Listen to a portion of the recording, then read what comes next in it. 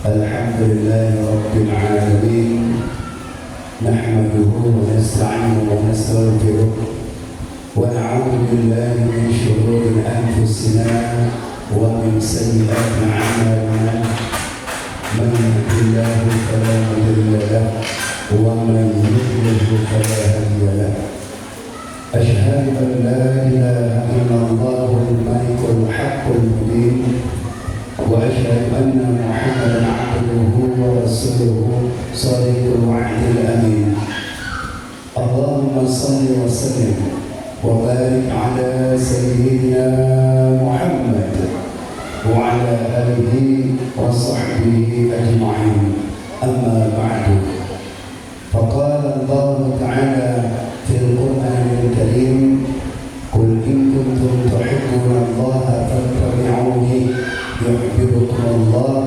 ويغفر لكم ذنوبكم والله غفور رحيم وقال رسول الله صلى الله عليه وسلم من سلك طريقا يلتمس فيه علما سهل الله طريقا إلى الجنة. Barang siapa yang berupaya untuk mendapatkan suatu ilmu, niscaya Allah akan memudahkan langkahnya menuju ke surga. Mudah-mudahan kita termasuklah golongan-golongan yang disampaikan Nabi Sallallahu Alaihi Wasallam. Amin amin ya Rabbal Alamin. Ibu-ibu majelis ta'lim yang dimuliakan oleh Allah Subhanahu Wa Taala, marilah kita sama-sama mengucapkan puji dan syukur kita kepada Allah Subhanahu Wa Taala yang mana Allah senantiasa melimpahkan rahmat dan hidayahnya kepada kita semua. Semoga kita dijadikan oleh Allah Subhanahu Wa Taala menjadi hamba-hamba yang senantiasa bertakwa kepadanya. Salawat beriring salam kita curahkan kepada junjungan Nabi besar Muhammad sallallahu alaihi wasallam dan kepada para sahabatnya dan kepada para tabi'in dan kepada para ulama, baik ulama mutaqaddimin, ulama mutaakhirin dan ulama muqtabar. Senantiasa Allah mencucurkan kasih sayang kepada mereka itu semua sampai akhir zaman nantinya. Amin amin ya Rabbal Alamin.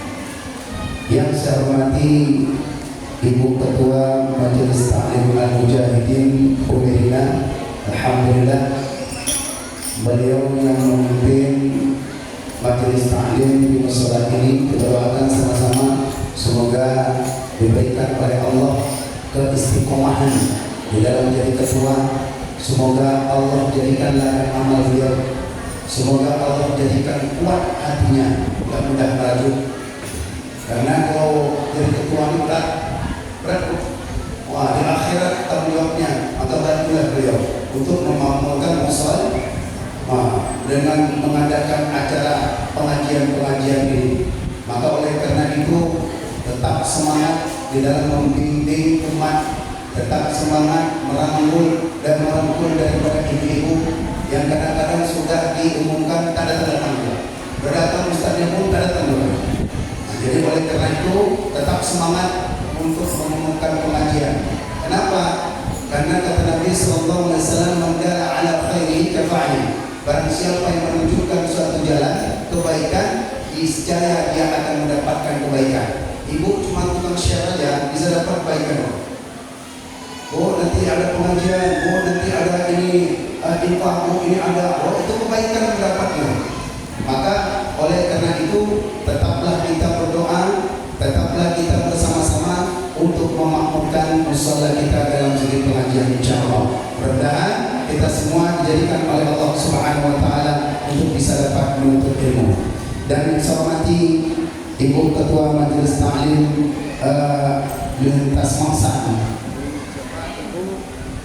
Pujianti, Masya Allah. Ibu ini juga tetap semangat, seragam kompak kuliah, semua kompak dalam pakaian, kompak aturnya, kompak dalam berselawatnya, dan juga bisa dapat silaturahmi. Saya bisa kenal dengan Umirina Ketua, Ibu Lintas Mangsa, Ibu Ketua, dan juga Ibu Pembacara. Alhamdulillah, terima kasih Bu atas kesediaannya untuk bisa saya menyampaikan tausiah singkat. Wabil khusus majelis taklim semua yang bergabung di musola ini, semoga Allah berikan keberkahan nantinya insyaallah. Semoga Allah berikan kebaikan-kebaikan kepada ibu-ibu sekalian. Semoga Allah lunaskan hutangnya. Semoga Allah jadikan bidadari surga. Ibu pilih bidadari surga atau dunia, Bu? Bidadari dunia atau bidadari surga? Kalau dunia nanti banyak yang nengok.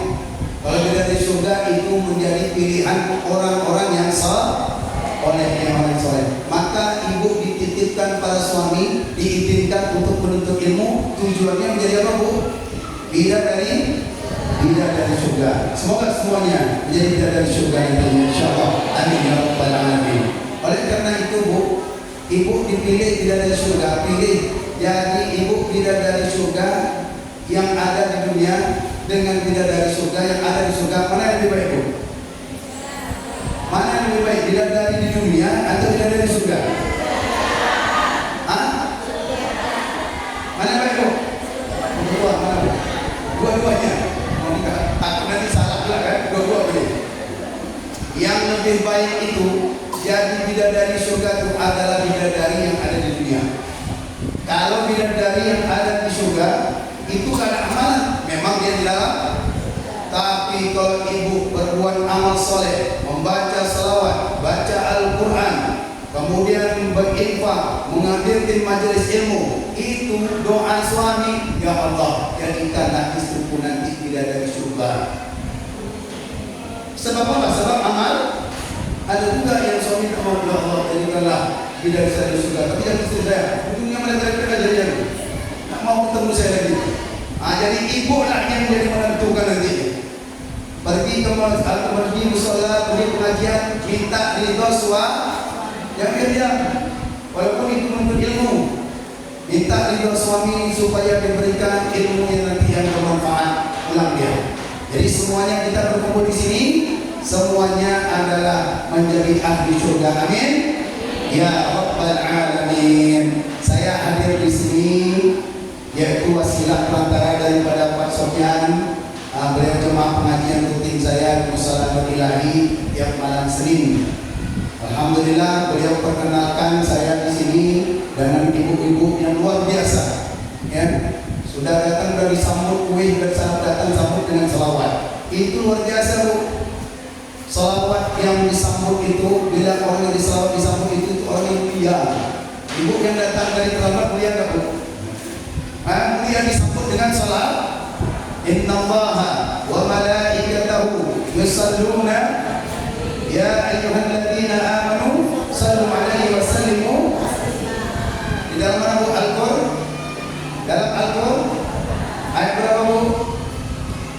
Enggak tahu bagi bersama dalam Al-Qur'an, tapi diingatnya di Quran surat Al-Ahzab ayat 56. Sesungguhnya Allah Subhanahu wa taala dan para malaikat itu berselawat mereka itu semua. Hai orang-orang yang beriman, selawatlah kamu. Nah, kita dipanggil di situ untuk berselawat kepada Nabi Muhammad SAW. Oleh karena itu, ibu-ibu yang dimuliakan oleh Allah Subhanahu wa taala, yang saya hormati juga Ibu RW, Ibu RT, alhamdulillah yang telah hadir semua, tokoh-tokoh masyarakat, ibu-ibu yang berjuangnya di jalan Allah. Semoga juga termasuk ini fi sabilillah. Amin. Kata Nabi sallallahu alaihi wasallam, "Man kharaja min al-baiti li talibil ilmi fa huwa fi sabilillah." Barang siapa yang keluar rumah dia bertujuan untuk mendapatkan satu ilmu, niscaya ia seperti orang yang berjuang di jalan Allah. Ibu keluar dari rumah itu sudah termasuk daripada fi sabilillah. Fi sabilillah itu kalau misalnya ibu dalam pengajian datang niat untuk menuntut ilmu, maka termasuklah dia daripada hadis Nabi bahwa fi sabilillah. Di dalam hadis Nabi yang lain seperti saya bacakan, man salaka tariqan yaltamisu fihi ilman sahalallahu tariqan ilal jannah. Barang siapa yang dia berupaya keras untuk mendapatkan suatu ilmu, apakah satu hadis, apakah satu ayat, ataukah satu kalam-kalamnya para ulama, niscaya Allah akan memudahkan langkahnya menuju ke surga. Ibu lihat di hadis Nabi tadi ada bunyinya man salaka. Man salaka itu siapa saja yang jalan. Jalan dalam bahasa Arab ada namanya siratu, itu artinya jalan. Ada namanya itu sabilu, jalan. Ada namanya tariqu, itu jalan. Ada namanya yaitu salaka. Kalau dia itu sirata ihdinas siratal mustaqim, tunjuki kami jalan yang lurus. Maknanya itu adalah jalan yang mana jalan itu lebar. Ibaratkan ibu masuk ke dalam jalan tol. Jalan tol itu lebar dan ibu tidak kembali lagi, tidak bisa mundur, maju terus. Seperti itulah kita mohon kepada Allah dalam salat kita diberikan jalan yang demikian lebar lempang. Sementara itu sabil, ya jalan juga, tetapi jalan yang dahulu maksiat, lupa kepada Allah, kemudian itu ingat kepada Allah, itu namanya sabil. Yang ketiga itu ada jalan namanya itu tariq, itu jalan. Orang Arab kalau mengatakan, jalan, tariq, jalan. Tapi jalannya itu tidak lurus, bengkok, blok ini, macam ini, blok ini. Itu namanya tariq.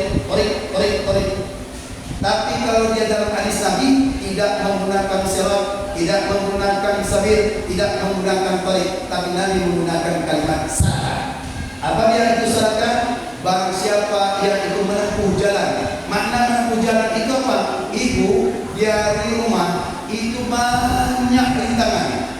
Belum lagi anak nangis, belum lagi pekerjaan banyak, belum cucian tertumpuk, belum lagi mata tergantung-gantung, belum lagi mulai ngaji mengantuk, belum lagi nak datang minum kopi. Alasan banyak sekali itu untuk berjuang untuk menuntut ilmu. Tapi ibu dengan niat ikhlas ridha Allah berjuang, saya harus datang.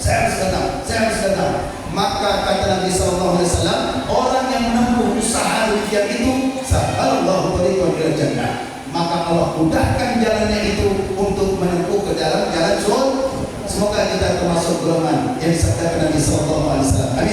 Amin ya rabbal alamin. Terima kasih kepada ibu-ibu yang dimuliakan oleh Allah Subhanahu wa taala. Saya yang hadir di hadapan ibu-ibu, mudah-mudahan kita bisa dapat silaturahmi terus-menerus dan berbagi ilmu yang bermanfaat, dapat kita sambil mengamalkan dalam kehidupan kita sehari-hari nantinya, insyaallah. Sebagaimana tadi telah disebutkan ibu pembawa acara, yaitu tema pada kali ini adalah meneladani Rasulullah SAW. Sebagaimana kata Allah Subhanahu wa taala dalam Quran surat Al-Ahzab ayat 21, laqad kana lakum rasulillahi uswatun hasanah liman kana yarjullaha wa dzakarallaha katsiran. Sungguh telah terdapatlah bagi Nabi itu adalah uswatun hasanah. Bagi Nabi itu adalah uswatun hasanah, contoh suri tauladan yang baik. Ada dua orang Nabi yang dijadikan oleh Allah itu menjadi uswatun hasanah. Yang pertama itu adalah Nabi Ibrahim. Beliau dijadikan oleh Allah Subhanahu wa taala menjadi uswatun hasanah, suri tauladan yang baik. Tetapi terbatas.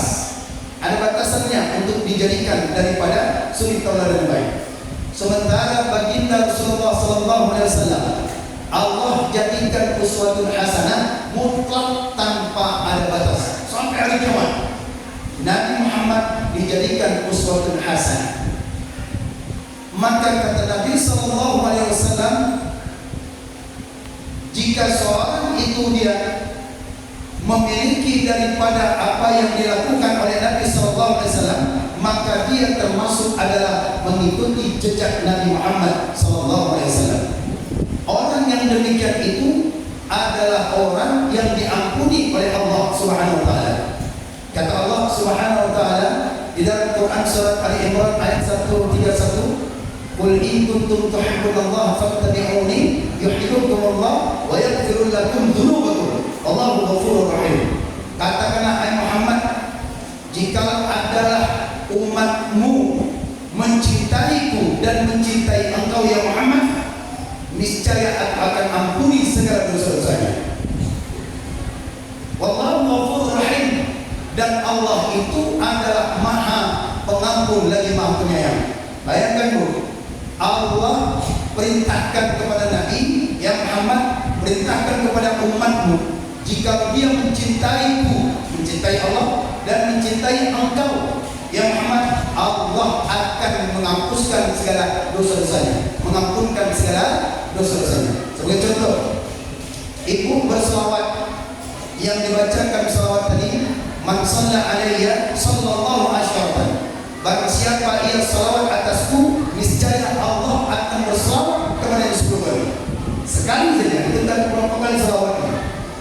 Maka oleh karena itu, ibu-ibu taklim atau itu menyantumkan salawat-salawat ini, tujuannya adalah salah satu ikut mencintai Nabi Muhammad sallallahu alaihi wasallam. Semoga kita termasuk dapat meneladani baginda Rasulullah sallallahu alaihi wasallam. Dan salawat ini juga merupakan salah satu daripada doa, terkabulnya doa, terangkatnya doa yang naik ke atas. Tanpa dengan salawat, doa tidak naik ke atas, terkatung. Makanya kita dalam sholat, dalam salawat itu dianjurkan itu dalam salawat. Bahkan salawat kepada Nabi Muhammad SAW dijadikan dia itu rukun sholat, rukun khutbah Jumat. Kalau dalam khutbah Jumat tidak ada salawat, batal sholat khutbahnya, batal daripada sholatnya. Kalau dia di dalam salawatnya tidak ada di dalam sholat, maka tidaklah sah daripada sholatnya, karena dia bagian daripada rukun. Oleh karena itu, ibu-ibu sekalian yang dimuliakan oleh Allah Subhanahu wa taala, contoh yang pertama yang bisa kita teladani, setidaknya kita perbanyak sholawat kepada Nabi Muhammad sallallahu alaihi wasallam. Lagi masak baca sholat, lagi mau tidur baca sholat, lagi jalan baca sholat. Kita baca sholat Bu, kita baca sholat Bu. Ayo silakan sambilan. Sholatullah salamullah ala Taha Rasulillah. Sholatullah salamullah ala Yasin Habibillah. Berselawat kepada Nabi sampai nanti Nabi mengatakan, hai malaikat Jibril, adakah umatku yang berselawat? Ada ya Rasul, titip salam, simpan selawatnya, aku akan berikan syafaat bagi mereka nanti. Insya Allah, semoga kita dapat syafaat Nabi Muhammad SAW. Yang kedua, apa yang harus kita tiru, kita jadikan Nabi sebagai suri tauladan yang baik, yaitu sholat 5 waktu. Sholat 5 waktu. Sholat 5 waktu adalah wajib hukumnya bagi orang yang sudah akil baligh. Mereka yang sudah akil baligh, maka diperintahkan oleh Allah kepada Nabi Muhammad dan umat-umatnya ketika Isra dan Mi'raj itu untuk mengerjakan ibadah sholat 5 waktu. Jadi kalau kita ini mengerjakan sholat 5 waktu, menunjukkan adalah ikut kepada Nabi Muhammad SAW. Bercerita kita tentang sholat.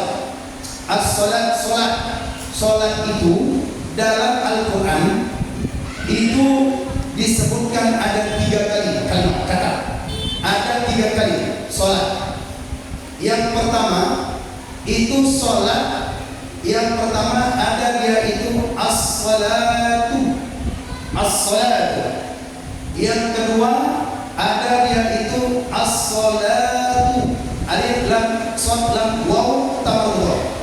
Kalau pertama alif lam shad lam tamur. Yang kedua alif lam shad lam waw tamur. As-salatu waw tamur. Yang ketiga ada dia itu as-salawatu. Ada 3 dalam Al-Quran kita temukan. Yang pertama, sholat yang ditemukan dalam Al-Quran itu adalah di surat Al-Baqarah ayat yang ketiga. Alladzina yu'minuna bil ghaibi wa yuqimunas shalah. Bacanya salat, tapi di hurufnya itu ada waw. Hurufnya itu ada waw. Apa artinya? Menunjukkan bahwasannya orang yang diberikan oleh Allah, orang yang takwa itu mendapat daripada petunjuk, mereka percaya kepada wahid, dan mereka itu mendirikan sholat. Makna mendirikan sholat ini bagaimana? Kata Syekh Nawawi Al-Majtani dalam kitab Marahil Labib, dan juga tersebut dalam kitab Jalaluddin As-Suyuti Al-Ma'ani Jalalain, yaitu kitab tafsir Jalalain. Makna pengertian daripada wa yuqimunas sholata itu adalah mendirikan sholat beserta dengan rukun, syarat, dan sah sholatnya. Makanya itu dipakai daripada as-salatu, as-salawat, as-salatu, alif, lam, sad, lam, waw, tamam. Ini artinya apa? Kata Syekh Nawawi, dirikanlah sholat itu beserta dengan rukun dan syaratnya dan sah sholatnya. Kalau dia dirikan sholat tanpa ada rukun, tanpa ada syarat, tanpa daripada perkara sunnah-sunnahnya, maka yang itu tidaklah sempurna sholatnya. Maka sholat yang disebutkan dalam Al-Quran itu adalah sholat termasuk sholat wajib dan termasuk sholat sunnah. Kalau dia orang yang bertakwa, maka dia jalankan daripada sholat yang termasuk bukan sholat wajib, tetapi sholat sunnah termasuk juga. Itu yang pertama. Yang kedua, dalam Al-Quran ada juga ditemukan tadi as-salatu tanpa dengan waw, ada kita merupakan. Ini menunjukkan adalah sholat waktu, sholat waktu, satu waktu. Betul. Inna sholata tanha 'anil fahsya'i wal munkar. Sesungguhnya sholat itu, sholat mana? Sholat zuhur, sholat asar, satu-satu sholat itu. Sholat zuhur, sholat asar, sholat maghrib, sholat isya, sholat subuh dapat mencegahkan perbuatan keji dan munkar. Bagaimana cara menegakkan supaya kita sholat ini benar-benar sholat? Oh, tadi bagaimana sholat? Dirikan sholat beserta dengan rukun-rukunnya. Itu yang pengertian daripada sholat. Yang ketiga, ada di dalam Al-Quran yang namanya itu adalah as-salawatu. As-salawatu. Apa dia? Salawatu ini dalam Al-Quran disebut Al-Ankabut, hafidhu 'alas salawati was salatil wusta. Jaga olehmu akan segala sholat. Maksudnya zuhur, asar, maghrib, isya, subuh. Ada di situ. Hafidhu 'alas salawati was salatil wusta. Dan sholat di pertengahan. Mana sholat pertengahan? Sholat asar.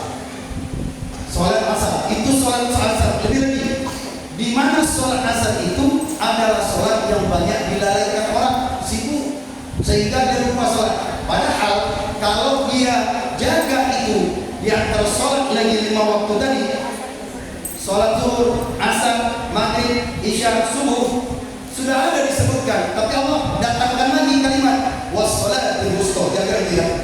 Kenapa demikian? Karena sholat ini adalah sholat yang penting. Naiknya malaikat pergantian, ganti shift, ada shift dia tuh. Jadi malaikat sore, malaikat malam, itu nanti datang. Nah, jaga sholat itu. Kata Nabi SAW, man taraka sholat al-asri faqad habita amaluhu. Barang siapa meninggalkan sholat asar dengan sengaja, habis amalnya dari pagi sampai sore. Makanya semua ibu sudah sholat asar bu, sudah sholat asar bu, alhamdulillah. Jangan nanti ibu kejar-kejar daripada pengajian, kejar-kejar untuk supaya bisa tampil, tapi lupa sholat. Duduk-duduk, ya Allah, udah jam 6 rupanya. Sholat itu yang dijaga Allah. Maka 3 sholat ini harus dikerjakan dengan secara rukun dan syaratnya. Apa daripadanya? Rukun sholat itu menerima daripada 3. Menerima daripada 3 rukun. Ada namanya rukun qalbi. Apa namanya itu? Ada namanya rukun qauli. Ada namanya rukun fi'li. Itu yang harus dijaga dalam sholat.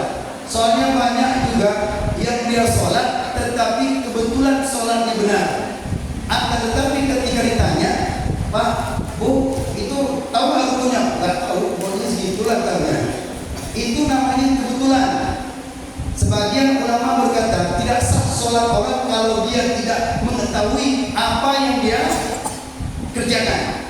Kata Allah Subhanahu wa taala dalam Quran surat Al-Isra ayat 36, "Innas sam'a wal basara wal fu'ada kullu ulaika kana anhu mas'ula." Sesungguhnya telinga, mata, hati itu nanti akan diminta pertanggungjawaban di akhirat.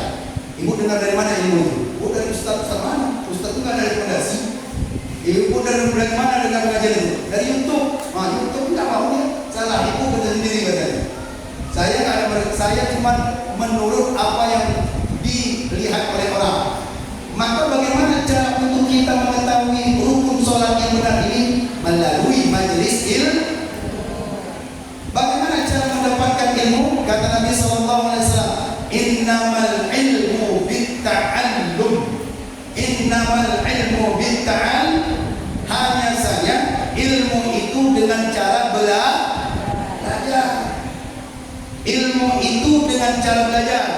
Ada buku, ada pena, ada guru, ada murid, ada penulis. Seperti layaknya kita sekolah. Itu namanya ta'allum.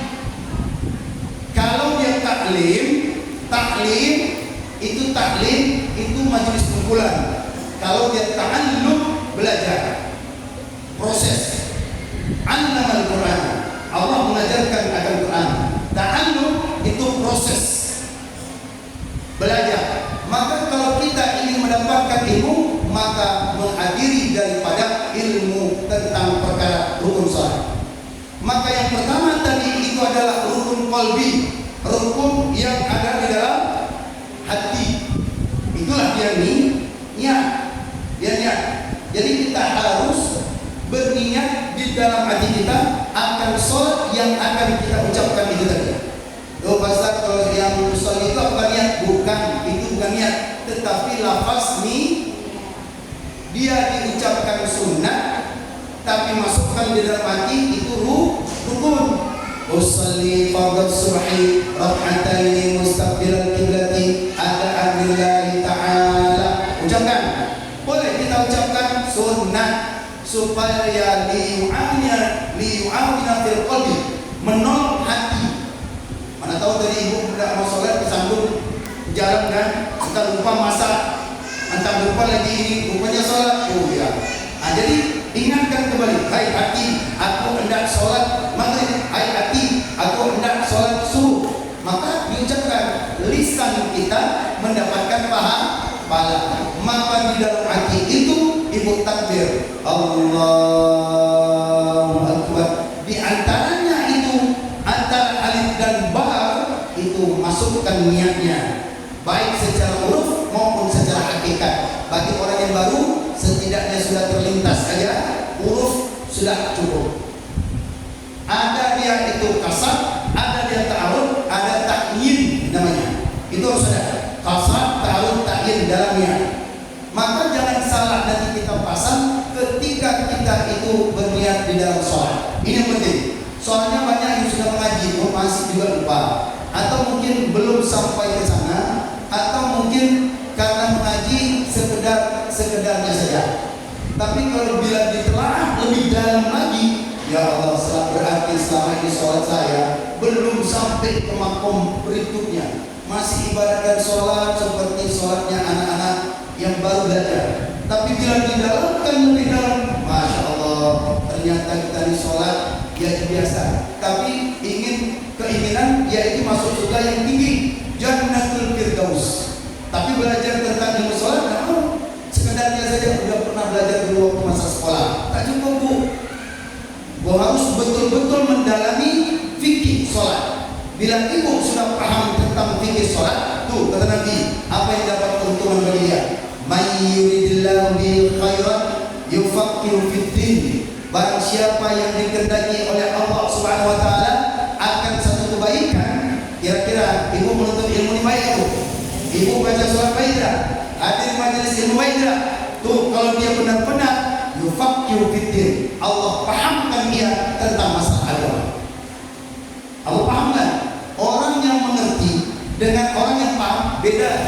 Kalau orang yang mengerti, oh saya tahu tuh soal ada ini kan, rukunnya ada sekian, tapi dia tak paham, mengerjakannya tak paham, tidak sesuai dengan hukum-hukum yang telah diterangkan oleh para ulama-ulama melalui Al-Quran dan hadis Nabi SAW. Itu rukun qalbi di dalam hati. Jangan ibu angkat lidah.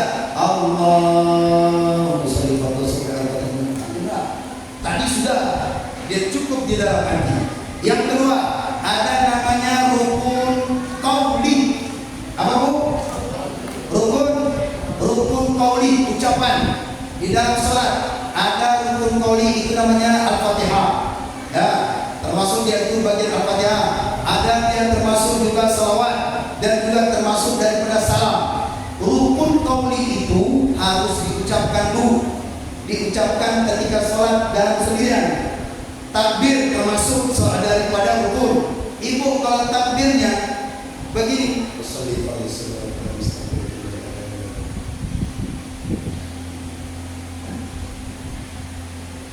dari awal sampai akhir, itu namanya rukun qaul, tidak sah sholat itu. Karena dia tidak mengucap, diucapkan sekurang-kurangnya terdengar oleh telinganya sendiri. Kalau di sebelahnya terdengar, boleh, tapi jangan pula satu kampung pula dengar Allahu Akbar. Sekurang-kurangnya terdengar dia sendiri. Al-Fatihah demikian juga. Maka ibu ketika bacakan Al-Fatihah, jangan baca Al-Fatihah diam. Tidak sah, hanya komat kami saja.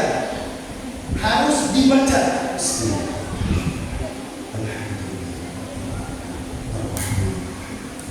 Jelas urut dengan lidah ibu sendiri. Kalau dia hajil, sebutkan hajil. Alhamdulillahirabbil alamin. Ada tasydidnya dalam surat Al-Fatihah 7 ayat. Tasydid itu ada 14 tasydid. Hurufnya 156 huruf. Kalau satu huruf ibu tinggalkan, batal sholat, karena dia bagian daripada huruf.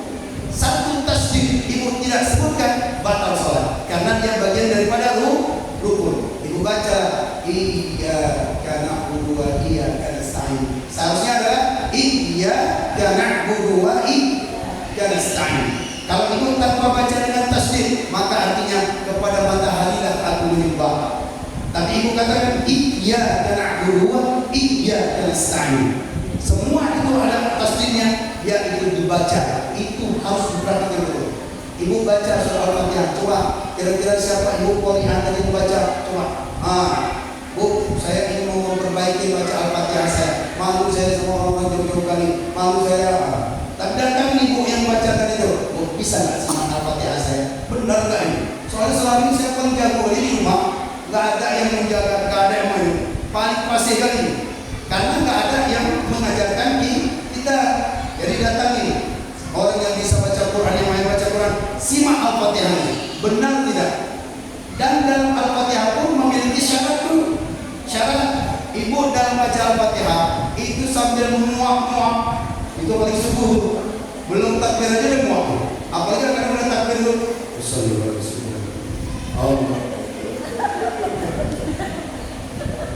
Mana sah? Karena dia rukun itu. Seharusnya Allahu Akbar.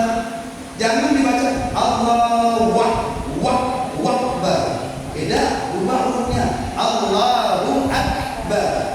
Allahu Akbar. Nah, saat itu ibu muak. Allah. Betul bu, subuh itu kan banyak beratnya bu. Kadang-kadang ya, kadang-kadang begitu ngambil wudu, udah selesai, buka makin dia. Kalau nggak ngambil wudu, kamu pengamin ya. Itulah namanya. Tahu siapa namanya bu? Tahu nama bu? Jin yang menggoda kita dalam ketika ngambil wudu. Siapa bu? Walhan. Siapa bu? Yang ibu kasih nama nanti walhan. Beritahu nama walhan. Itu tentaranya iblis. Kalau di rumah namanya dasin. pulang ke rumah, itu mengucapkan salam, Assalamualaikum warahmatullahi wabarakatuh. Itu yang di rumah dasin, dia katakan, kita pulang, kita keluar, nggak ada tempat kita di sini. Kenapa? Yang masuk rumah minta salam dia, nggak ada tempat kita di sini. Tapi kan pula yang panggil, Assalamualaikum ya dasin, panggil pula dasin, jawab pula dia, Waalaikumsalam. Nah, dasin ini dengan dasin ini kerjanya nih, ada apa dia? Yaitu dia menjadikan di rumah tangga kacau balau, ya, berantem aja terus bu. Jadi kalau dalam rumah tangga yang ada sering-sering berantem, itu berarti ada dasin. Yang kasih nama dasin. Nah, itu banyak sekali itu yang demikian itu. Maka ibu abah masuk. Kalau di rumah, kalau ada orang macam mana Ustaz? Takut kami dijawab pula sama orang yang di dalam jin juga. Apa dia? Assalamualaikum wa ala ibadillahi sholihin. Itu dia. Maka masuk ibu bacakan sholat. Maka di dalam sholat itu kita penting baca rukun-rukunnya yang benar. Salawat begitu, tahiyat begitu juga bu. Tahiyat tadi rukun qauli. Ya, ibu dia bacanya jangan dibaca at-tahiyatul mubarakatus shalawatul at-tahiyatul, tetapi dibaca at-tahiyatul mubarakatus thayyibatu. Ada berapa tafsirnya bu? Gak kami itu Ustaz. Sejak dari kecil sampai sekarang Quran itu udah bisa baca itu syukur. Ada 21 tafsir. Makanya yang penting-penting itu harus jaga. Yang rukun-rukunnya, mulai sunat-sunatnya gak apa-apa lah tuh. 21 tafsir, satu tinggal tafsir saja batal. At-tahiyatul mubarakatus shalawatul thayyibatu lillah. Assalamu alayka ayyuhan nabiyyu wa rahmatullahi wa barakatuh. Assalamu alayna wa ala is-salihin. Gimana orangnya sholat berburu ya? Begitu udah mulai Allahu Akbar, baru kita Assalamualaikum warahmatullahi wabarakatuh. Cepat ada Pak Imam dibaca itu rukun. Hati-hati. Saking cepatnya mau selesai, langsung ibu lapor Pak Imam cepatkan sholatnya ya. Akhirnya cepat, rukun tinggal semua. Rukun penting. Maka perhatikan rukun-rukun kita. Termasuk juga salam. Salam juga itu termasuk sholawat. Sholawat juga termasuk yaitu rukun qauli. Allahumma sholli ala sayyidina Muhammad. Ada tasdid di situ. Dan juga apa lagi dia? Salam. Salam termasuk rukun. Kalau ibu salamnya cuma mengucapkan bisa batal. Kenapa? Karena dia ada tasdidnya. Assalamualaikum warahmatullahi. Hukumnya di sini bu, bukan di sini. Assalamualaikum warahmatullahi. Assalamualaikum warahmatullahi. Hukumnya di sini. Assalamualaikum warahmatullahi. Assalamualaikum warahmatullahi. Ya, makanya hukumnya di sini. Yang jawab salam ada. Jawab salam ada. Ada salam yang perlu kita jawab. Masuk rumah, datang kemari, saya duduk di sini. Saya Assalamualaikum. Assalamualaikum warahmatullahi wabarakatuh. Ada jawaban kan? Ibu pulang ke rumah. Assalamualaikum warahmatullahi wabarakatuh. Ada jawaban? Ada salam dia itu tidak perlu dijawab. Apa dia? Masuk ke kuburan. Ke pemakam kuburan ibu ucapkan salam. Assalamualaikum ya ahli kubur. Kalau jawab dia, siap-siap dulu. Itu tak perlu jawaban. Kalau ada perlu jawaban, ya siap. Ada salam sunnah dijawab. Apa dia sunnah dijawab? Misalnya, ya. Tapi cukup dalam hati sholat. Sunnah dijawab, yang jawabnya ada malaikat kanan, malaikat. Assalamualaikum warahmatullahi wabarakatuh. Assalamualaikum warahmatullahi wabarakatuh. Dijawab oleh malaikat. Tapi kalau dia jadi imam, makmum jangan jawab. Assalamualaikum warahmatullahi, kata imam. Yang makmum waalaikumsalam Pak Imam. Nah itu perhatikan. Ya, belajar bersama. Belajar, ketua ada di sini. Oh, di pondok pesantren Umi juga ada. Belajar, nanti diajar, belajar kitab, rukun-rukun salat, rukun-rukun aja dulu. Ada kitabnya khusus rukun-rukun. Jadi oleh karena itu perhatikan dulu, baik-baik belajar kita. Makanya kenapa ada orang yang rajin sholat tapi dia masih maksiat jalan terus? Kenapa Bu? Dikarenakan tidak sempurna sholatnya, rukunnya tidak sempurna. Kenapa rezeki kita tidak berdatang kunjung? Karena sholat tidak benar. Maka kata Allah dalam surat Al-Quran dalam ayat 114, wa'mur bi ahlika bis-sholati nahnu narzuquka. Perintahkan keluargamu itu untuk sholat, masalah rezeki kami yang atur. Sholat aja, belajar untuk sholat. Jadi kalau ada ibu yang khusus di sini, fikih sholat belajar. Masih banyak mungkin ada ibu yang malu-malu belajar sholat. Kadang-kadang pakai mukena pun masih juga belum. Rambut masih nampak, dagu masih nampak, ya, dagu nampak ditutup di sini. Itu salah satunya. Kecuali mata kembali, kita mata Syafi'i. Kadang-kadang sholat dia sholat tutup mukena, begitu tutup mukena, dahinya tertutup gini. Allahu Akbar. Karena dahi ini salah satu syarat sujud. Maka harus diperhatikan. Itu semua rukun-rukun dalam sholat harus diperhatikan. Bacanya santai saja, yang penting benar. Ibu bacakan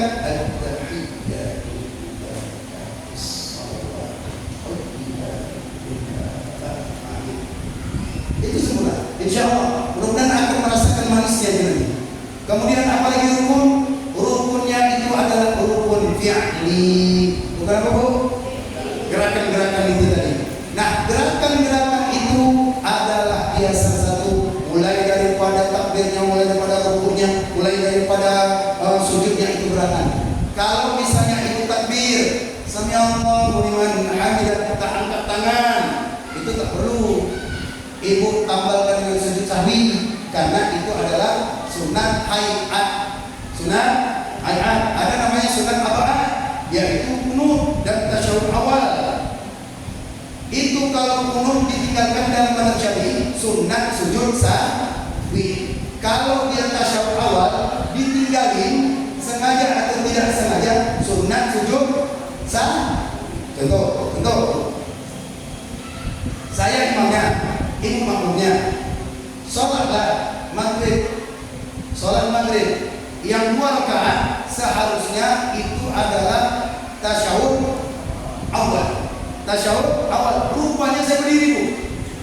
Allahu Akbar. Apa yang ibu lakukan Bu? Anggaplah ibu laki-laki. Untuk tangan. Apa yang ibu lakukan? Apa yang ibu lakukan Bu?